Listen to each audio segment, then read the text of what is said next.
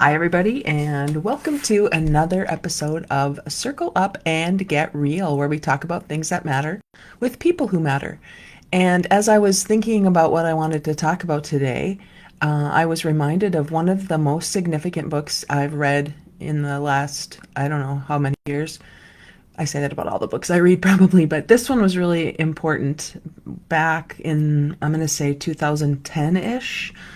And it's called The Answer to How is Yes by Peter Block. And as I think about the subtitle for this podcast, we kind of informally created this subtitle, which is having conversations that matter with people who matter. I'm looking at the subtitle of Peter Block's book, The Answer to How is Yes, and it is Acting on What Matters. And so all of this is tying together for me today as I'm thinking about personal accountability and recognizing that perhaps if we had more personal accountability in the world would be a different place. Okay, maybe that would be a good thing to think about. And it is what it is where we are where we are right now. And so I'm kind of going back over a lot of years of my own personal journey and thinking about personal accountability and how there has been a time in my life where I was not a fan of accountability because I didn't like other people telling me what to do. And I looked at that as something to resist instead of something to embrace, I think, because I didn't have enough confidence in my own ability to discern back in the day. And I didn't like other people telling me what to do, even though it was probably the right thing. And so I closed my mind to things that I probably could have benefited from listening to. And throughout this journey, I'm going to stay since 2003. That's when I can start. When I look back, I can say this was when my personal development journey started, 2003, when I did the Landmark Forum and took that whole year to do the curriculum. That really started me on this deeper journey. And every day I read, and I read a lot of things that there really isn't anybody to talk with about. So I'm doing a lot of my own self-study. And I am also in 2 other book studies, book groups where we're talking about really important books. And I know that one of my principles is to be learning focused, to be always looking for ways to learn. That being said, one of the studies I'm doing right now talks about what happens when we get beyond the time of learning. What happens when we stop being learning focused and start being, I guess I would say, learned, meaning in the way I mean it, it's like do something with what you know. Don't just keep seeking to learn new things. And so there's this dichotomy that I think about a lot. Do we stop learning at some point and put into practice what we've been learning, or do we continue to always be learning focused? So those are 2 things to think about. And as I contemplate this whole concept of personal accountability, I'm reminded of a couple of things. One is back in, I'm serious, before COVID, everything runs together. So I can't even remember what year it was. I started working with John Miller, the author of QBQ. And I was one of the facilitators of his program, of his teaching. And I did that, oh my goodness, could I say hundreds? I could say dozens. I did that program dozens of times for hundreds of people. And over time, his message sunk in and just became the way I saw the world. And it was all about taking personal responsibility for your own life. And he would talk about the questions we ask. And the questions we ask, he said, were incorrect questions when they started with what and when and why. Because questions, wait a second, I gotta go back. Man, see, I've forgotten now when I'm on the spot. I'll get back to it. When we ask questions that start with why, it leads us to victim thinking, he'd say. Like, why does this always happen to me? Why is this the way we're doing it? And he'd say, don't ask questions that start with why, shift it. So I'll try to remember. Why leads to victim thinking. When leads to procrastination. When are they going to do something? It prevents me from taking action. And who did this? Who leads to blame? So those are the 3: who, when, and why. Those are the questions we need to avoid if we want to take personal accountability. And then the questions that we should ask instead start with what and how. What can I do and how can I be effective? So all of this was a way to start changing the way we ask questions. And then I discovered Peter Block, and he says the answer to how is yes. And I'll get into that in a second. I'll tell you more. Melissa, thank you. I'm curious if there's a way to do both. Keep learning, adding, changing thoughts. This is an interesting path, leaning in. Melissa, you and I are both very learning focused and very open-minded, I think, and wanting to always expand and improve. And so I don't think there's anything wrong with that. I just think that if at some point I'm always looking for something else to learn and I'm not really doing things with the things I am learning, that's the rub.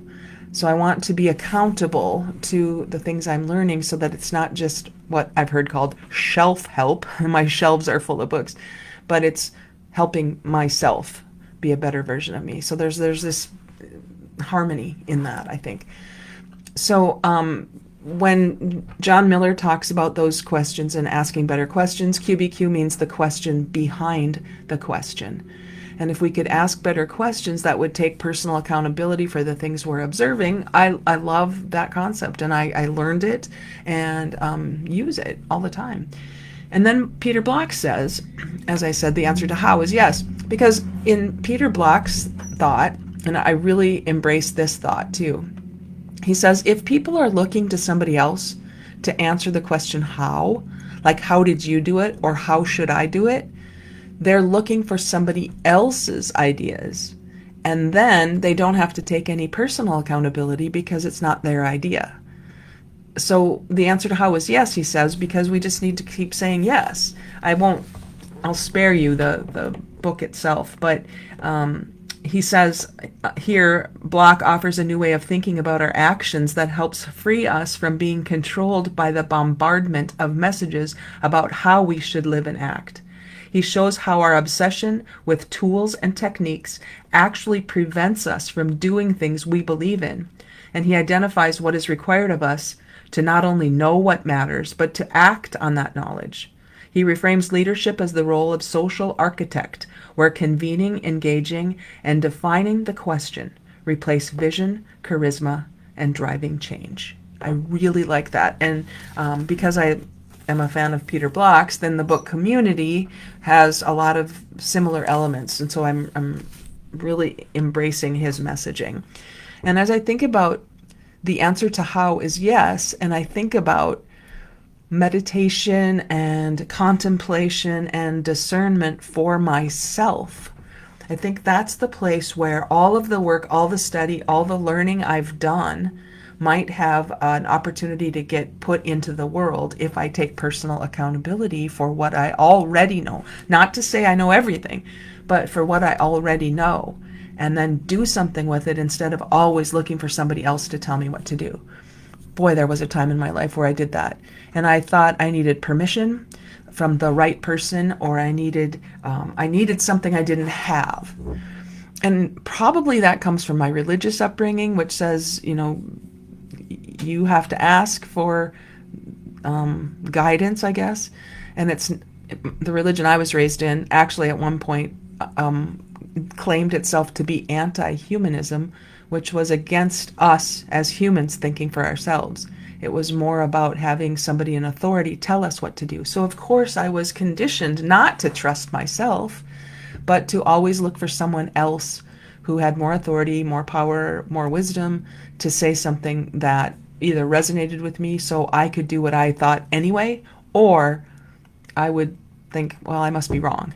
If the person in authority thinks something different than I do, I must be wrong. It was always me who had to change.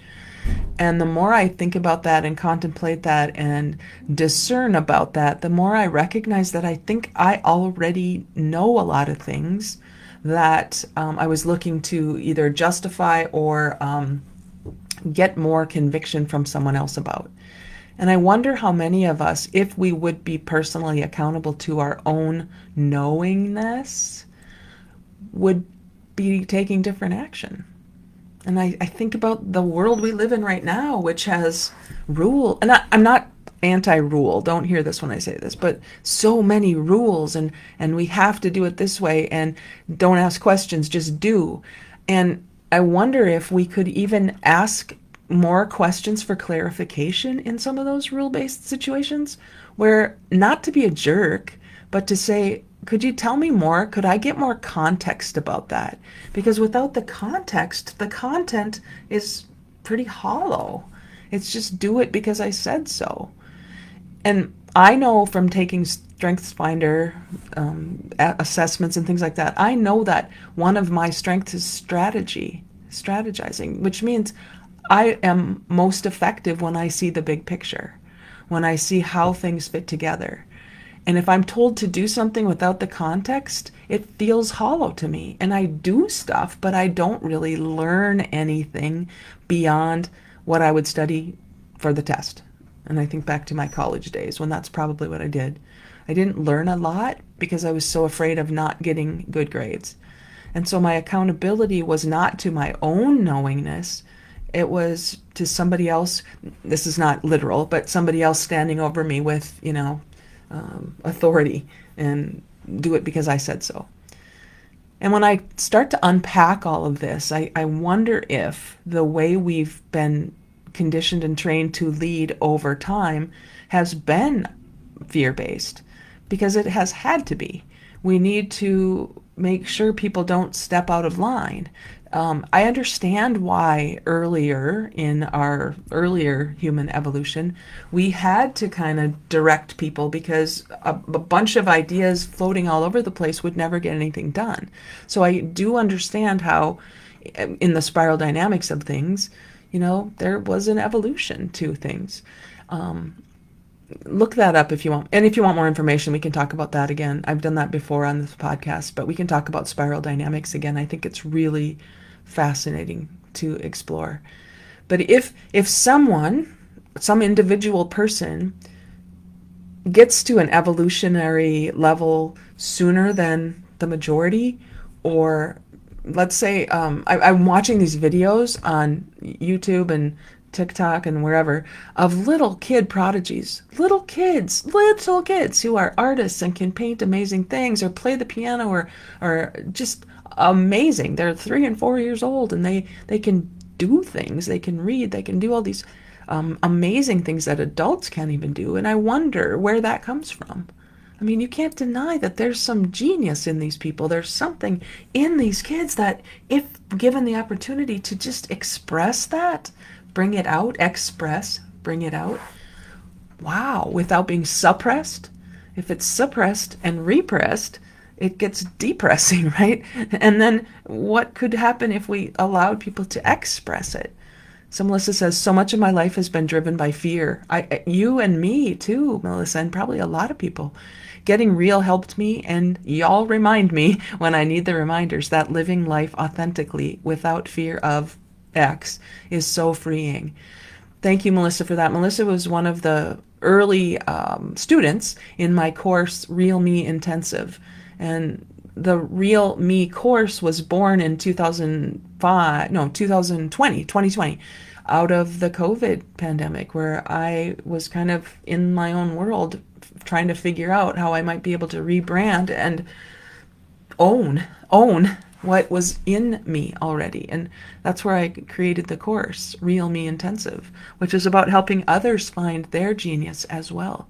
I think back on all the things that were most compelling to me over the course of my career, and I can point to signposts that led me to this whole Get Real platform. Dick Richards became really important to me I'm going to make up this time frame, I don't know, 2008, 2009.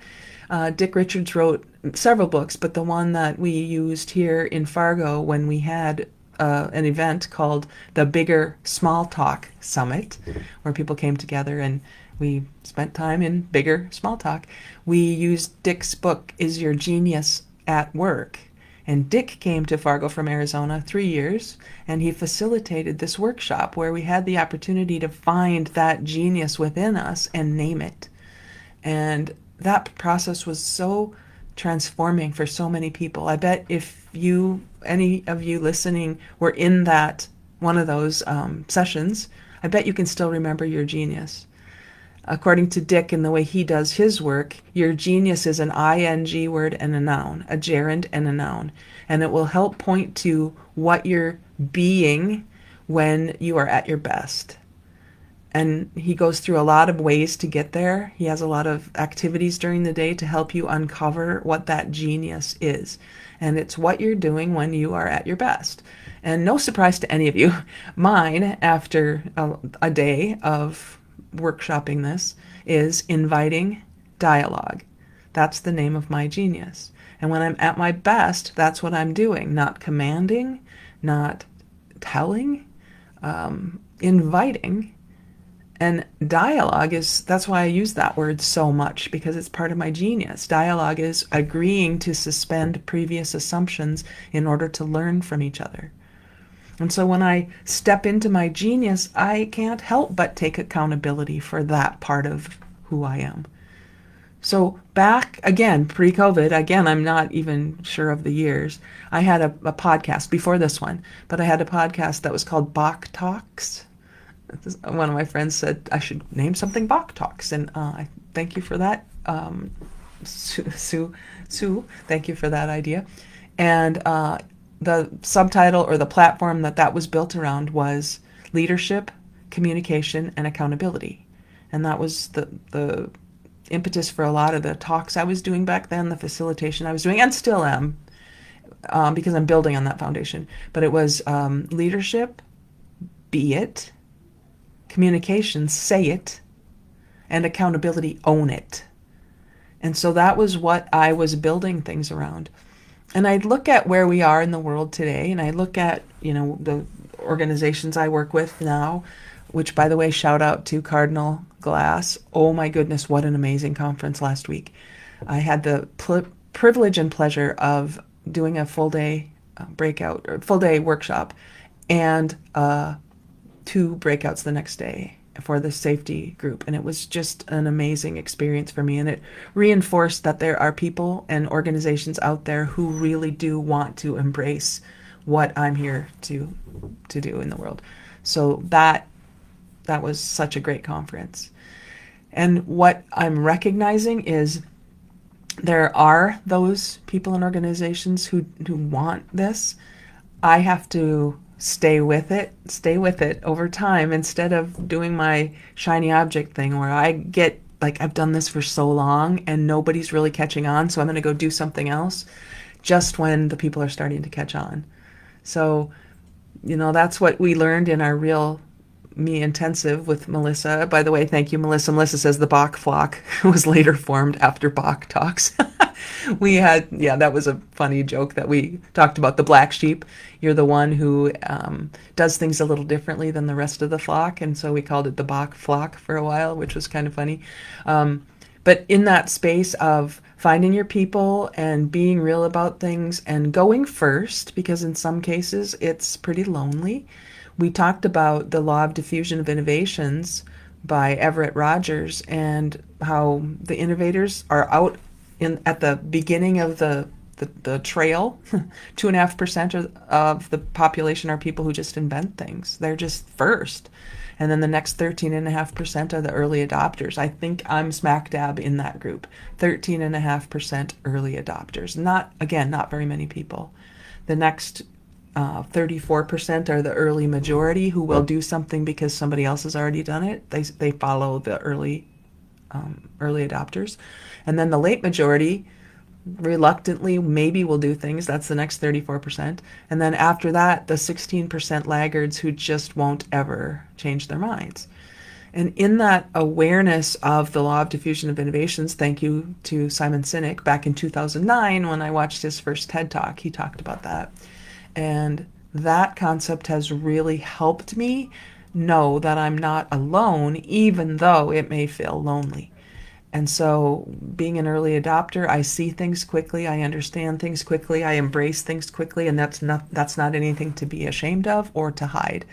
That's part of my genius of inviting dialogue. And even though I wasn't trained and conditioned in that way in my upbringing, in my way of, being taught early, that doesn't mean it wasn't always there. It doesn't mean that there weren't things in me as a little kid that, for whatever reason, weren't embraced as a kid. So, in that space, when we notice the genius in little kids earlier and can allow them to bring that out, that's what I think of now when I think of true creativity and allowing them to own it, own their strengths. I talk in my latest book, which is called Just Give a Shit, about owning your shit and owning your shine. And if we could own both parts of us, the shit is just the stuff you don't necessarily love about yourself or the things that you've made mistakes about.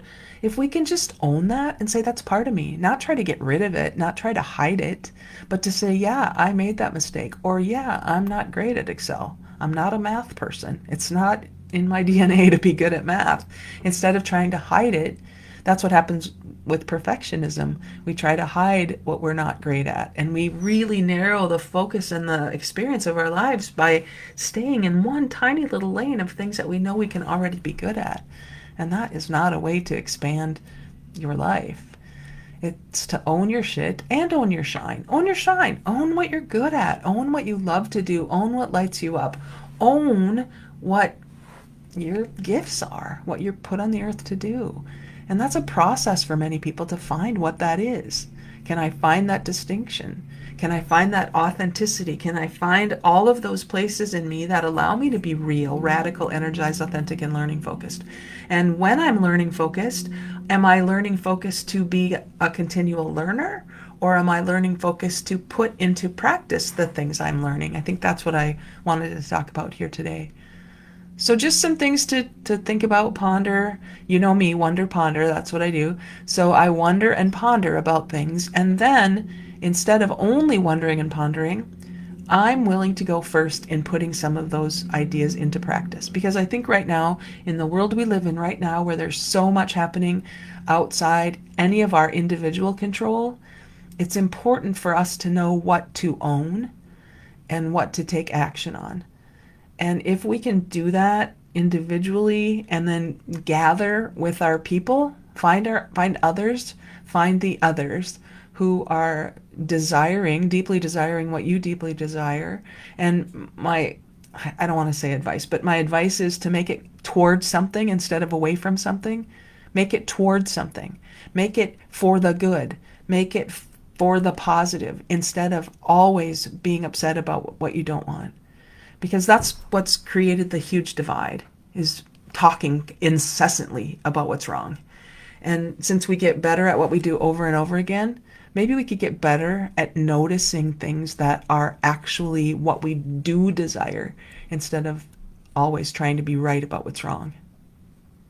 So ponder that and then see if you can do something this week. Actually take action on getting real.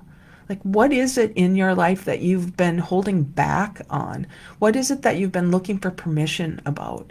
What is it that you've been looking to someone else to tell you the direction when they've never even been there themselves? Stop asking people for directions to places they've never been. You might have to go first. You might have to be the one with the flashlight. Because I promise you, as you start going in a direction, even if you're coddywampling, which is moving purposefully toward a vague destination, even if you're doing that, I promise you there will be others who want to join you because they too are looking for their people. Not to be led by them, but to go with them. And I think that's the thing that we really can learn with each other about. Jake, always trying to be right about what's wrong. Wow, that was deep. Thanks, Jodee, for the morning mind shift. Well, thank you, Jake, for being, Jake, you're somebody who just goes, right? You go in the direction. And I love that even if the direction you're going in isn't figured out all the way, you still go. And I love that you're open to shifting along the way. So thanks for that, Jake. Nikki, agreed. Important to know what to own or perhaps what not and taking action. Yes. You, the 3 people who have commented here today, are my people. Thank you for being who you're being, because who you're being influences what you do. And if you're only ever talking about what's wrong and wanting to be right about that, thanks for that, Jake, you become somebody who you might not want to become, because it's what you do over and over and over again. And I'm self to be more open to what feels right inside me instead of always trying to retrofit. So, Jake, love you too. Keep being you, bud.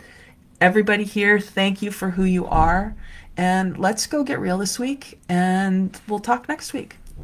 Thanks, everybody.